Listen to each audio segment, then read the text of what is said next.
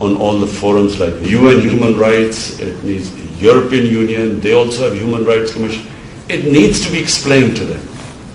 And it needs to be explained jointly by all of us. That's when it will have an effect. Secondly, unfortunately, terrorism and Islam, radical Islam, these terms became currency. So the ordinary people in the Western countries cannot distinguish between a moderate Muslim and a radical Muslim. They can't distinguish. So all Muslims become suspect. They need to made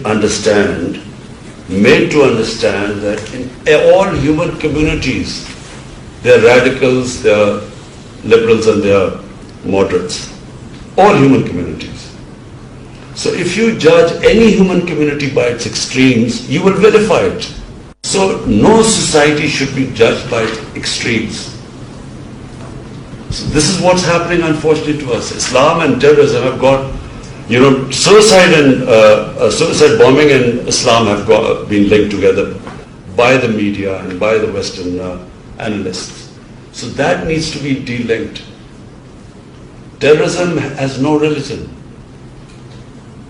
It does not have a religion. And so unless we do that, what happens is any act of terrorism by any Muslim in the Western countries, the whole 1.3 billion Muslims are blamed for it. We have to have a concerted effort to de-link the two. It's got nothing to do with Islam. A term radical Islam should never be used. Because it in itself means that there's something in the religion. Radical Muslims, liberal Muslims, yes, but not Islam. Islamists means there's something in the religion. So these are subtle terms, but what has happened is this is what causes Islamophobia. And only us, we the representative of the Muslim world, only we can do something about it. Otherwise no one else is going to. And once we do something about it, this will then seep into the media as well. And it can only be remedied if all of us, Muslim states, have a concerted, and it's only a small, you don't have to have a big lot of material on it. You just have to address two things. The terrorism part and radicalism part in Islam, and the other is the sensitivity we feel for the Holy Prophet. Because they immediately, the moment we react, they said they are against freedom of expression, and they said they are very narrow-minded people. And they blame that on Islam. So either way, both these are the two areas which then feed into Islamophobia in the Western countries. And that's really was my reason to inviting you here today, because I thought, it has to be a conversation we must keep having, even with your diplomats. All we want is that it will promote harmony amongst humanity.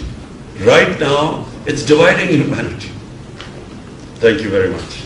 To this briefing and sharing with us your views on this very important international issue.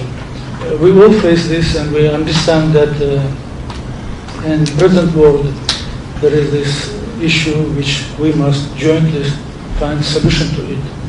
And I think all colleagues will support you. We must explain to international community the difference between Islam, real Islam, and extremism, religious extremism, and terrorism.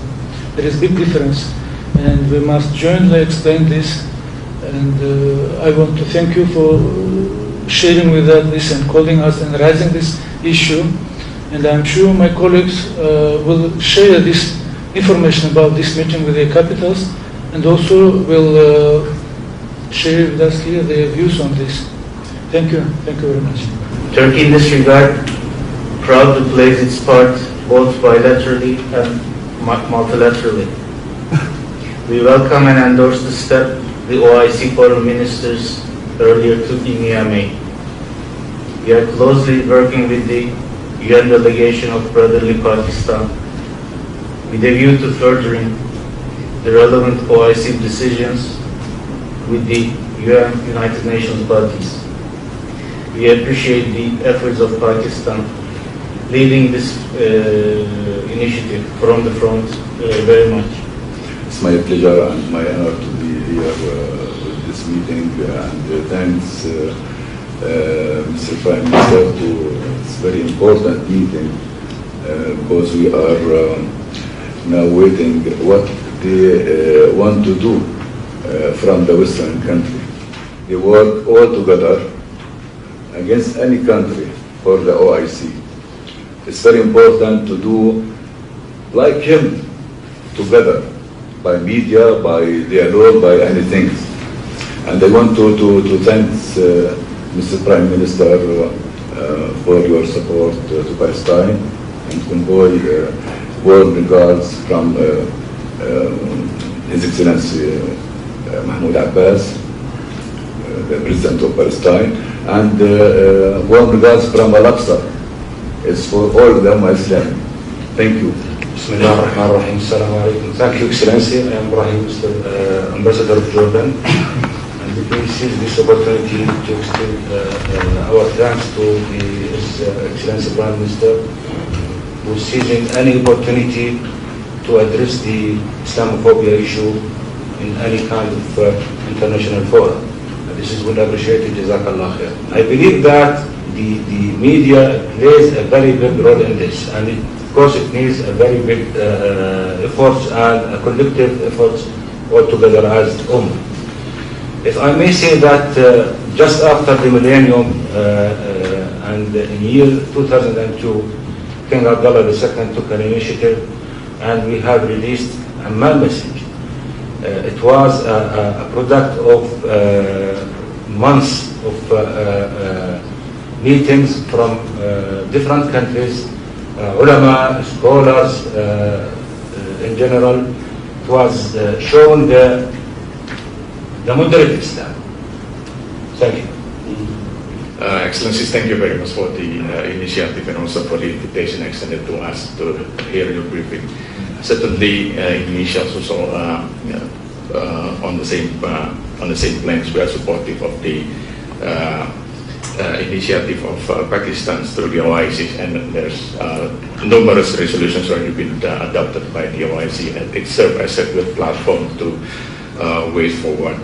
And I think there are two things that we need also to underscore in trying to make known to the public that with regard to our effort. One, many already mentions about the important involvement of media. This is something that's very important.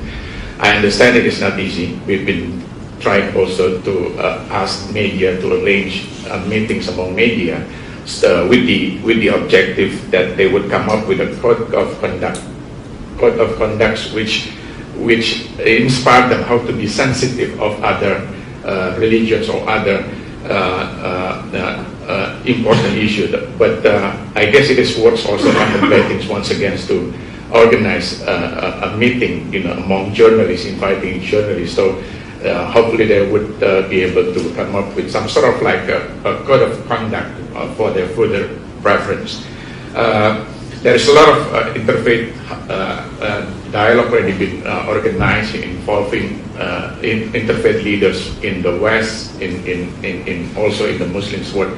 But without the involvement of media, it is very difficult, because in the end, who come up in the media, the narrative in the media will be the direct or will be stated by those who written the articles or every news about the Islam. So I think the importance of the engagement of media, and in this regard probably OIC may contemplate of organizing a meeting among journalists representing the Westerns and the Muslim countries, so that they can have frank discussions and reflections what would be the best ways to prevent similar event in the future. So Prime Minister, thank you so much for your brief sharing with us this really important issue. As my brother, the Ambassador of Turkey mentioned, the most important thing is to working on the OIC and the United Nations.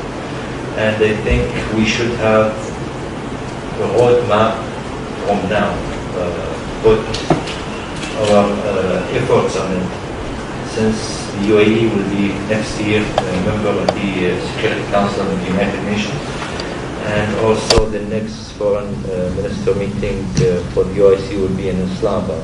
So I think we have great opportunity to put our effort on that and working together and make sure all of us in this room with Pakistan, supporting Pakistan in this effort, supporting you, Excellency, on this, leading the effort to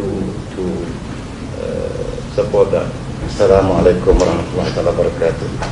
Thank you, Mr. Prime Minister, for sharing with us your most pertinent thoughts and views and ideas about this very important issue, not only to Pakistan but the whole of Muslim world. You will recall, sir, that it was just about 2 years ago in this very room that you and my former Prime Minister, Dr. Mahathir Mohamad, had a very important discussion on this, among others, this particular issue. And it was that meeting took place just a few days after the incident in Christchurch, New Zealand. So both our leaders, you and my former Prime Minister, we expressed our resolve to address this issue, including, you mentioned just now, the need for leaders of the Muslim world to engage in a constructive and sustained manner with the leaders from the Western world, to educate them about the sensitivities associated with Islam and the Muslims and Islamophobia, etc. Thank you very much. Thank you.